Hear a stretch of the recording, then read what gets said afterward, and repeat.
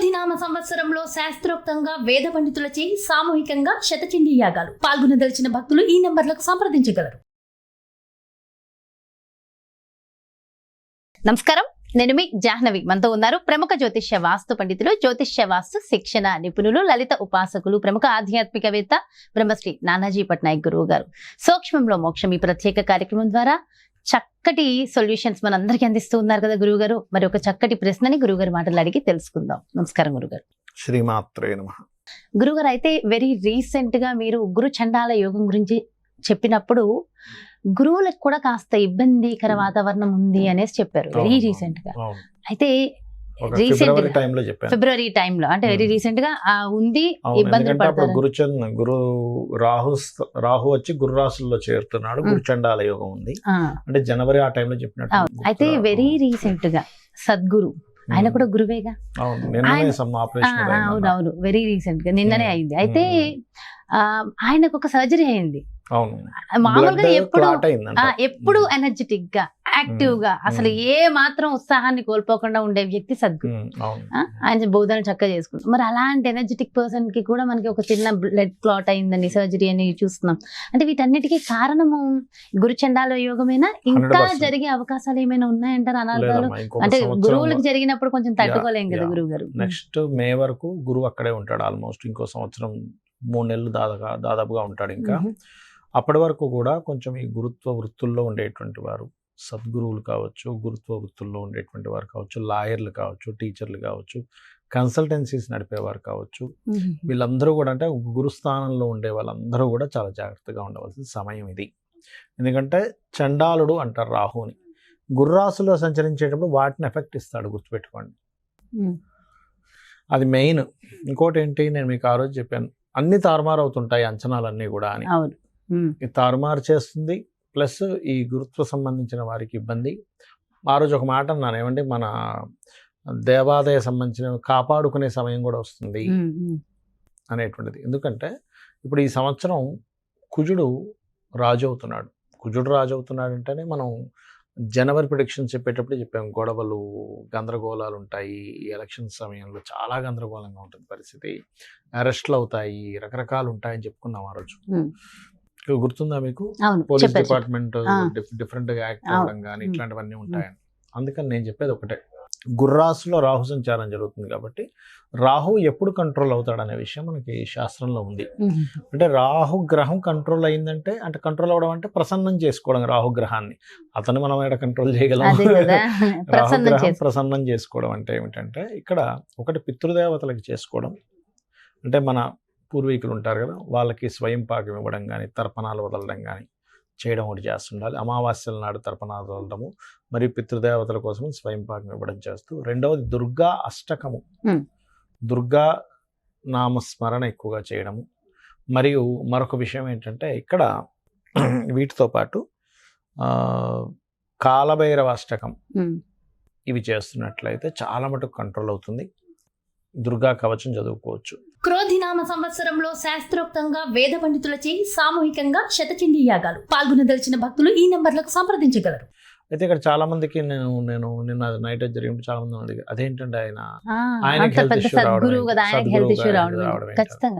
ఒకటే గుర్తుపెట్టుకోండి అమ్మా, ఒకటి బాగా అర్థం చేసుకోండి. డాక్టర్స్ ఉంటారు కదా, పెద్ద పెద్ద డాక్టర్స్ ఉంటారు, మరి వాళ్ళకి హెల్త్ ఇష్యూ రాదా? 100% వస్తుంది. ఎందుకు వస్తుంది అంటే, ఎంత డాక్టర్ అయినా వస్తున్నప్పుడు ఈ మనుష్య జన్మ అంటే ప్రతి జీవికి, భూమి మీద పుట్టిన ప్రతి జీవికి ఎప్పుడు ఏదో ఒక అనారోగ్య సమస్య వస్తుంది. ఇది ఇక్కడ సందేహం ఏమిటి? అదేమిటంటే ఆ సద్గురువుకి రావడం ఏమిటి? మనకున్న తెలివితేటలతో సద్గురువుకి రావడం ఏంటి అనిపిస్తుంది. కానీ వాళ్ళకి అంటే సద్గురువు అని కాదు, ఇప్పుడు మనకి కంచి పరమాచార్య కానివ్వండి, లేకపోతే అరుణాచలంలో ఉన్నటువంటి స్వామివారు కానివ్వండి, వాళ్ళకు ముందుగా తెలుస్తాయి కొన్ని. ఎలా అంటే కృతజన్మ అంటే పూర్వజన్మ కృతం పాపం వ్యాధి రూపేణ పీడితం అంటారు. అంటే వ్యాధి రూపంలో అంటే ఆ రూపంలో అనుభవించేస్తారు కొంతమంది. ఇప్పుడు మనం చూడండి, మీరు గంగాదేవికి 7 పుత్రులను తీసుకెళ్లి నీళ్ళల్లో వేసేస్తారు. మన పాయింట్ ఆఫ్ వ్యూ అసలు అంటే ఆ స్టోరీ నిజమా అసలు దానికి సంబంధించిన విషయం పూర్తిగా తెలియనప్పుడు ఏమనిపిస్తుంది, ఈ గంగాదేవి ఏంటి తీసుకెళ్లి నీళ్ళలో వేసేస్తుంది, ఈవిడ అంత చిన్న పిల్లల్ని వేసేస్తుంది ఏంటని. కానీ ఒరిజినల్గా ఏంటి, వాళ్ళు ఆల్రెడీ ఆ వరం పొందుతారు, గంగాదేవిని వేడుకుంటారు, అమ్మా మేమందరం నీ కడుపును పుడతాం, అష్టవసువులో మేము పుడతాం, మా 7గురిని మాత్రం నువ్వు మేము ఇలా పుట్టగానే మమ్మల్ని మళ్ళీ వెంటనే మోక్షం మాకు ప్రసాదించు, మిగతా ఒక్కడు మాత్రం నేను అనుభవించాలి. ఎందుకంటే ఆ యొక్క గోవుని తీసుకెళ్ళింది అతనే భీష్ముడు, అతను మాత్రం భూమి మీద అతను జీవించడం జరుగుతుంది అన్నప్పుడు వాళ్ళ కోరిక మేరకి ఆవిడ మళ్ళీ గంగలో కలిపేస్తూ ఉంటుంది కదా. అది ఎంతమందికి తెలుసు, బాహ్యంగా చూస్తే అయ్యో చిన్న పిల్లల్ని ఇలా చేస్తుంది, కానీ నిజమైన స్టోరీ ఏంటి, వాళ్ళే కోరుకున్నారు మేము ఒక్క రోజు కంటే ఎక్కువసేపు ఉండలేము, కొంచెం సేపు కంటే ఎక్కువసేపు ఉండలేము భూమి మీద, అమ్మో మనుషులుగా బ్రతకడం మా వల్ల కాదు, మేము వసూలం అని. అట్లా ఏంటంటే మన పాయింట్ ఆఫ్ వ్యూ నుంచి అయ్యో ఈయనకు ఏంటి ఇలా వచ్చింది, కానీ ఒరిజినల్గా ఆయన ఎంతో శివభక్తుడు, ఎంతో ధర్మకార్యాలు చేస్తున్నాడు, ఏదైనా పెద్దది రావాల్సింది కుదించి చిన్న సర్జరీతో పోతుంది, చిన్నది, అది కూడా తెలియకుండా చిన్నదంతా పోతుంది. అతనికి ఆల్రెడీ 20-25 days నుంచి ఉంది, అది ప్రాబ్లం ఉంది. ఈ శివరాత్రి ఆయన ద్వారా ఎక్కడ ఆగకూడదు, ఎంతో మంది భక్తులు తరించేటువంటి రోజు ఆ రోజు కాబట్టి ఎక్కడ ఆగకూడదు అనేటువంటి సంకల్పంతో ఆయన అలా ఉన్నా సరే చేశారు. అది చాలా గొప్పతనం. ఇక్కడ మనం అర్థం చేసుకోవాల్సింది ఏంటంటే, అబ్బా నా తల బాగోపోతే ఇవన్నీ నేను ఎక్కడ చేస్తాను అని అనుకోలే.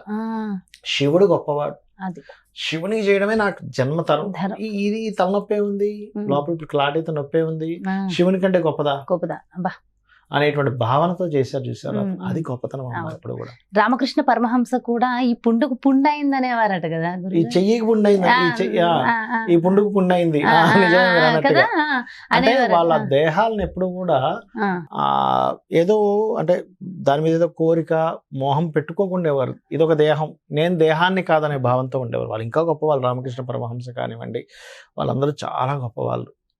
అండ్ అసలు ఒక గురువు అవ్వడం కూడా అంత సాధారణ విషయం కాదు కదండి.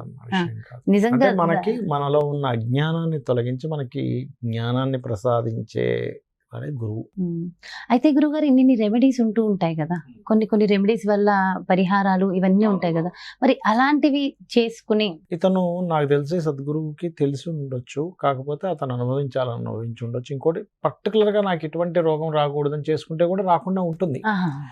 ఇప్పుడు చూడండి, ఇప్పుడు మనం శాస్త్రంలో ఒక విషయం ఉంది ఏమిటంటే, అది మనం ఏదైనా ఫుడ్ తీసుకునేటప్పుడు గనక క్రీమ్ అచ్యుతానంత గోవింద అనుకుంటూ తిన్నాం అనుకోండి, మనం తిన్న ప్రతి మెతుకు కూడా ఔషధంగా మారుతుంది. అలాగే దాన్ని మెడిసిన్ తీసుకునేటప్పుడు కూడా ఈ మంత్రం చేస్తే చక్కగా మారుతుంది. ఎందుకంటే ఈ యొక్క మంత్రాన్ని పరమశివుడు క్షీరసాగర మదనం జరిగినప్పుడు హాలాహలం పుడుతుంది చూసారా, హాలాహలం పుట్టినప్పుడు దాన్ని తీసుకునేటప్పుడు తీసుకున్న మంత్రం ఇది. విషయాన్ని తీసుకుని ఆయనకి ఇక్కడ ఆగిపోయింది, కానీ ఆయనకి ఏం కాదు, అంటే శివునికి ఏమవుతుంది కానీ చెప్తున్నా నేను, అప్పుడు వాడిన మంత్రం ఇది, క్రీమ్ అచ్యుత అనంత గోవింద. ఇది ఎవరైనా చేస్తున్నారు అనుకోండి రెగ్యులర్ గా, ఎటువంటి హెల్త్ ఇష్యూస్ రావు. నిజంగా. కాబట్టి ఇలా చేసుకుని మనం అంటే వద్దు అనుకున్న వాళ్ళు నెక్స్ట్ మే వరకు కూడా ఈ గురుగ్రహం ఇక్కడ ఉంటుంది కాబట్టి కొంచెం ఈ గురువులు, లాయర్లు, జడ్జిలు, గురుత్వ వీటిలో ఉన్నటువంటి వారు, కన్సల్టెన్సీ చేసేవారు కొంచెం జాగ్రత్తగా ఉంటే మరింత బాగుంటుంది. అండ్ నిజంగానే అంటే ముందుగానే మీరు చెప్పిన విషయం ఇది. అండ్ నిజంగా అంటే ఇలాంటివి తెలుసుకున్నప్పుడు కామన్ పీపుల్ మాలాంటి వాళ్ళని కూడా ఇంకొంచెం నేర్చుకుని ఎలా ఉండాలో జాగ్రత్త పడతాం. థ్యాంక్ యూ సో మచ్ గురువు గారు. నమస్కారం. శ్రీమాత్రే నమః. సో చూసారు కదండి, మరి ఇది అంటే పెద్ద పెద్ద గురువులకి, గురుస్థానంలో ఉన్న వాళ్ళకి ఇలాంటివి వచ్చే అవకాశాలు ఉన్నాయని ముందు చెప్పినా, అంటే చాలా మంది అనుకుంటాం గురుస్థానంలో ఉన్నారు కదా వాళ్ళకి ఇలాంటి అనారోగ్యం ఏంటి అని అనిపిస్తూ ఉంటుంది. కానీ వాళ్ళకి కూడా అంటే ఎక్కడో ఎంతో రావాల్సింది చిన్న దాంతో పోయే ఇలాంటి రెమెడీస్ చేసుకుంటారు. కొంతమంది ఇది అనుభవించాలి కాబట్టి అనుభవించాలని అనుభవిస్తూ ఉంటారు. అండ్ కాకపోతే రెమెడీస్కి ఖచ్చితమైన ఫలితం అయితే ఉంటుంది. ముందుగా నమ్మాలి, నమ్మి చేస్తే అంతా కూడా బాగుంటుంది. మరో చక్కటి ప్రత్యేకమైన కార్యక్రమంతో మళ్ళీ మీ ముందుకు వచ్చేస్తాను. నమస్కారం. క్రోధినామ సంవత్సరంలో శాస్త్రోక్తంగా వేద పండితులచే సామూహికంగా శతచండీ యాగాలు. పాల్గొనదలిచిన భక్తులు ఈ నంబర్లకు సంప్రదించగలరు.